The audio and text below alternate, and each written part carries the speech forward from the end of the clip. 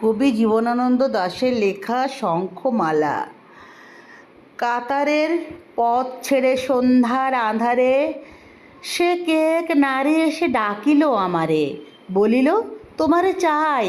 বেতের ফলের মতো নীলাভ ব্যথিত তোমার দুই চোখ, খুঁজেছি নক্ষত্রে আমি কুয়াশার পাখনায়।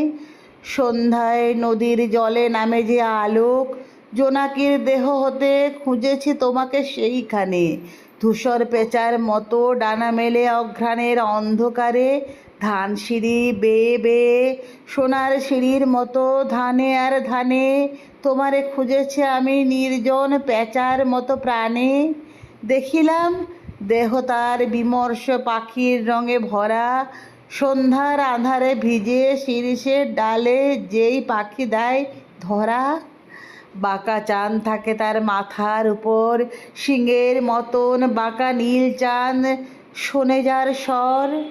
কড়ির মতন সাদা মুখ তার, দুইখানা হাত তার হিম, চোখে তার হিজল কাঠের রক্তিম চিতা জলে। দক্ষিণ শিয়রে মাথা শঙ্খমালা যেন পুড়ে যায় সে আগুনে হায়। চোখে তার যেন শত শতাব্দীর নীল অন্ধকার, স্তন তার করুণ শঙ্খের মতো দুধে আর্দ্র কবেকার শঙ্খিনী মালার। এ পৃথিবী একবার পায় তারে, পায় না কো আর।